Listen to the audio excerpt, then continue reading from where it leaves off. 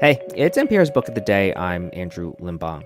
Back when my grandma lived with us, we would spend hours watching nature shows together. She didn't speak English, I didn't speak Indonesian, but seeing a lion just go to town on some poor zebra or whatever just transcends language barriers. And those shows always made nature seem so far away. Like the very idea of nature implied distance.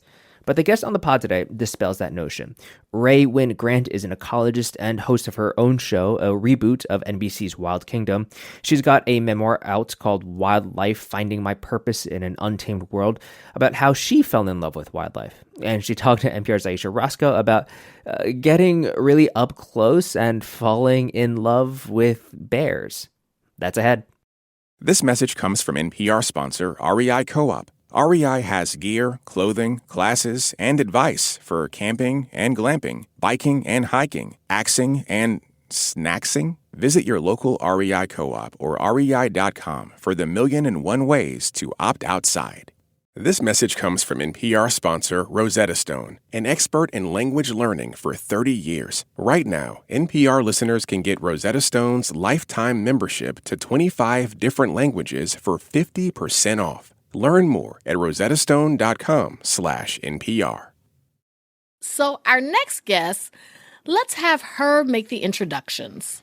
I'm Rae Wynn-Grant, and I'm a wildlife ecologist. So, get this. In 2017, I had a major network executive say to my face, Rae, you will never host a nature show. You're not a white guy with a beard. She's no white guy with a beard, but Wynn-Grant now hosts a show that pretty much made nature shows famous.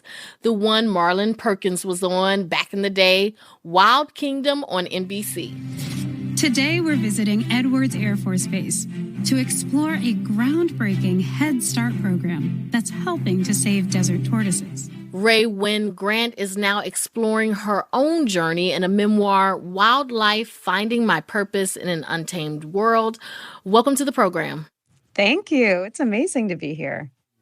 So talk to me about when and how this dream of working in nature and with animals really took root in your life, because you weren't someone who grew up camping and all of that stuff, right? It's exactly right. I come from a Black American family, very urban upbringing. And although there are plenty of Black folks that, spend time in the outdoors, that's not what we did. So my access to nature as a kid, as an adolescent, as a teenager, was always through nature shows. And that would take me to Africa, to Asia, to South America, to Australia, all over the world to learn about and fall in love with wild animals and their conservation. Part of you wanted to do it, but you didn't see anyone that looked like yourself doing it, so you didn't really think it was possible. Oh, yeah. The only thing I knew is that, these British and Australian white guys on TV, I want to be just like them. I literally went to college. In my first week of college, I went to my advisor and I said, what do I have to major in to be a nature show host? But I never quite believed that I could. I mean, there wasn't a woman, there wasn't a Black person, let alone a Black woman leading in this space that was at least visible to me as I was coming up. I heard the little clip you guys played. I even had people say to me, it's impossible, Rae, because of your identity. I mean, I do have to ask you about what made you think it was possible, or what made you keep going. It seems like you did have this experience where you studied abroad during undergrad. You were in Kenya, and it seems like that experience was really transformative. What made me keep going was a bit more education.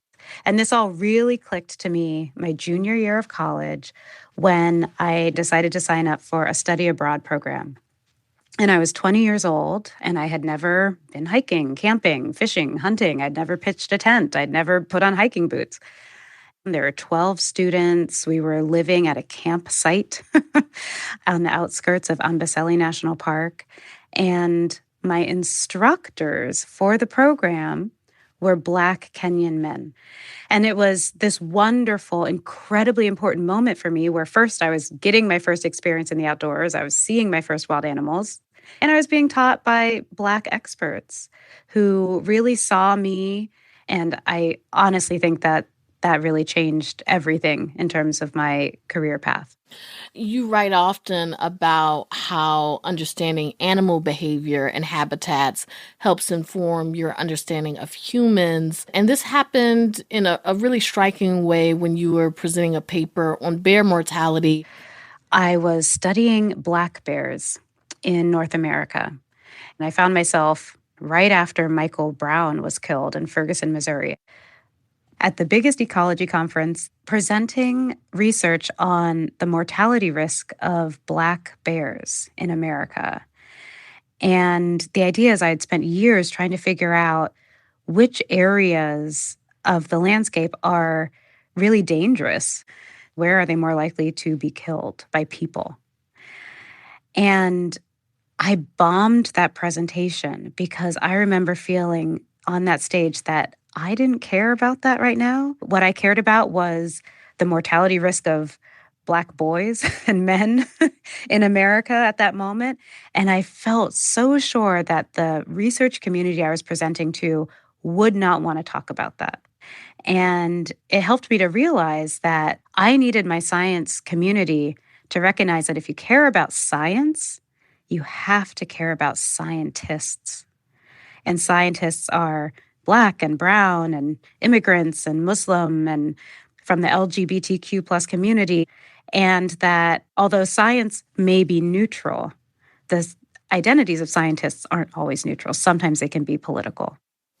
Why do you seem to always come back to bears? I got real hooked real fast. Studying black bears allowed me to be very hands-on with wildlife. I wasn't just studying them in theory or watching them from a distance.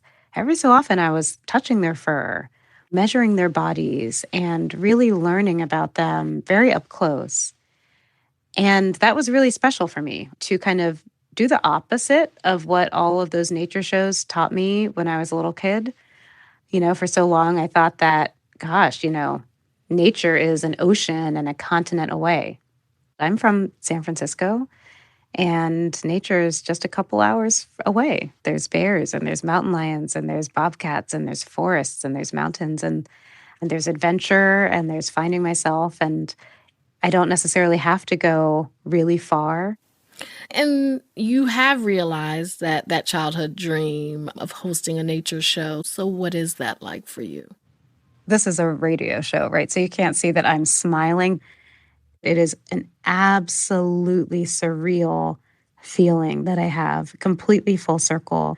And I feel that I'm now serving in a different way. Before it was research, and now it's education.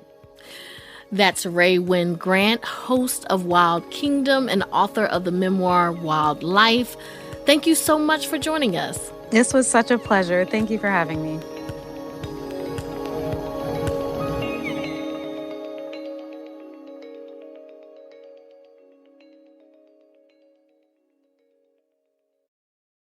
On the next All Songs Considered from NPR Music, we play and guide you through the best songs to slow the blood and calm your nerves, including the one track scientists say can reduce anxiety by up to 65%. Look for All Songs Considered every Tuesday, wherever you get podcasts. This message comes from NPR sponsor Rosetta Stone, an expert in language learning for 30 years. Right now, NPR listeners can get Rosetta Stone's lifetime membership to 25 different languages for 50% off. Learn more at rosettastone.com/NPR. This message comes from NPR sponsor Capital One, the Capital One Quicksilver Card. What's in your wallet? Terms apply. See CapitalOne.com for details.